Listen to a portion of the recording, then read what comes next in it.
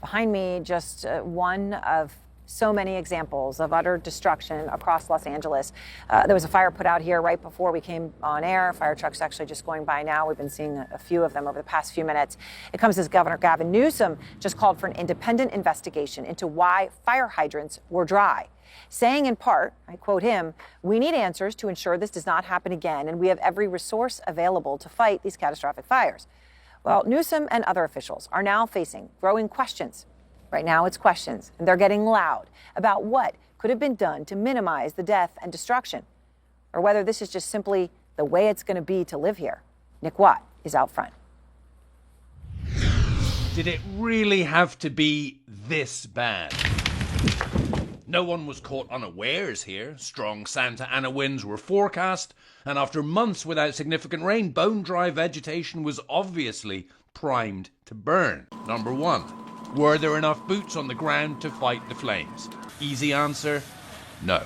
We don't have enough fire personnel in LA County between all of the departments to handle this. In a memo 2 years ago, LA City's Fire Chief Kristen Crowley said more staff were needed, with increased risk due to climate change and increased construction in danger zones.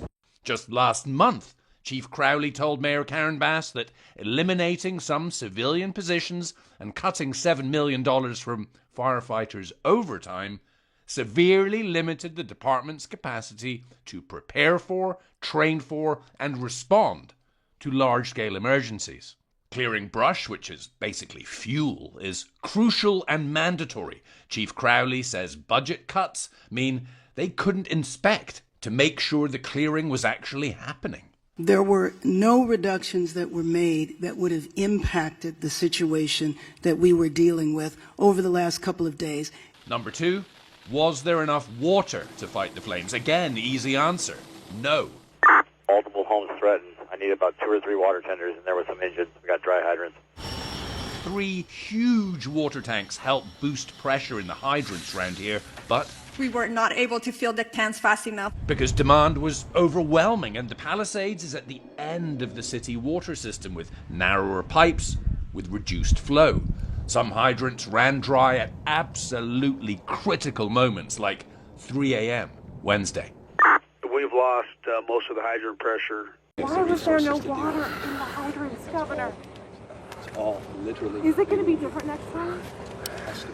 But experts tell CNN there's not a city water system in the world that could have flawlessly handled this. Now that we're in the 21st century, I think we have a new climate and we need to rethink our infrastructure.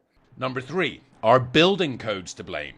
Yes and no. Anything built after 2008 is subject to some of the strictest fireproofing codes in the country, but only about 5% of structures around here were built after 2010, according to CAL FIRE. And those codes generally do not require retrofitting.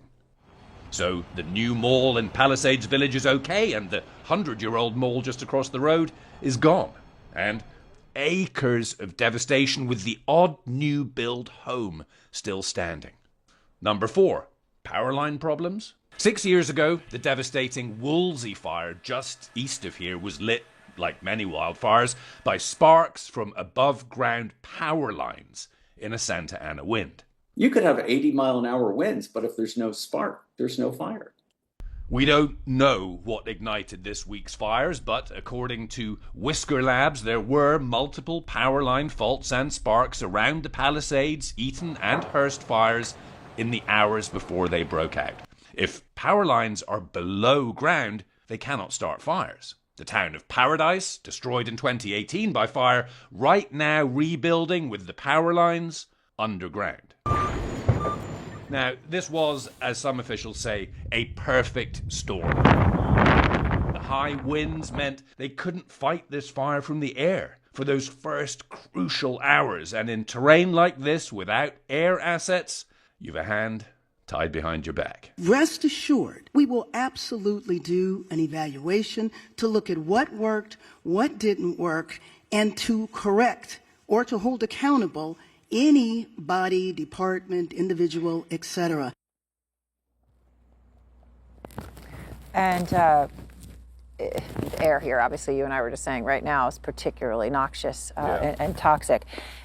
There is a lot of finger pointing, and it seems that more and more of it's pointing at elected officials and decisions that were made on budgets. Sure. I mean, so Chief Crowley came out today and she is pulling no punches, the fire department chief here in LA.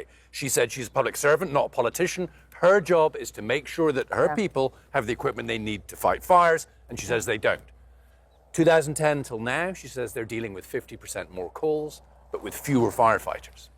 They need 62 more fire stations, she said. She said this past week they had 100 pieces of equipment in the shop because they don't have enough mechanics. So she is saying absolutely budget cuts got in the way of their ability to fight this fire. But here's the other thing she said.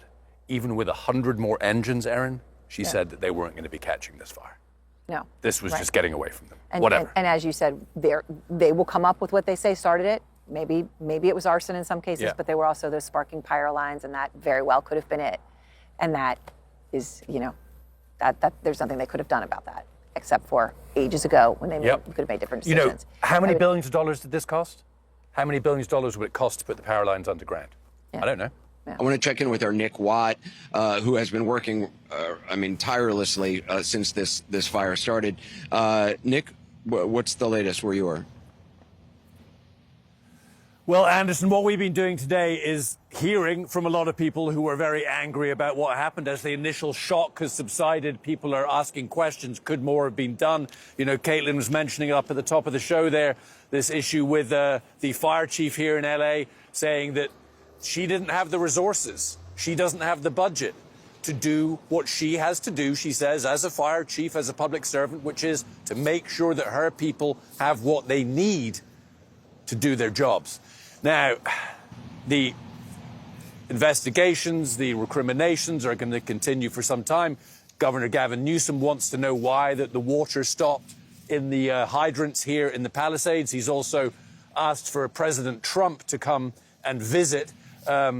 Unclear if political posturing on either side, because Trump, of course, blamed this all on Governor Newsom and said Newsom should resign.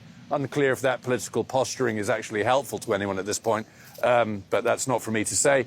The other issue that I'm kind of obsessed with at the moment are the power cables. Now, we know that power cables spark a lot of wildfires. They sparked the Woolsey fire just down the road from here in 2018. They sparked that fire that destroyed the town of Paradise up in Northern California. Paradise right now, by the way, is rebuilding, and the mayor tells CNN that they are rebuilding with the power cables under the ground so they can't spark wildfires. Now, we don't know what sparked these fires here yet. We don't. There's talk of arson, but as I say, it is often power cables. So should those power cables perhaps be put under the ground? That's also a question that people are going to have to answer. A lot of people I've spoken to today, experts in the field, say what these fires should do is they should be a wake-up call. We cannot act like we're still in the 20th century. The climate has changed. We need to rethink how we build our cities and how we protect ourselves. Chief Crowley is saying that these days you need a lot more firefighters. She's saying that, between 2010 and now, the fire department in LA is dealing with 50% more calls, but with fewer firefighters.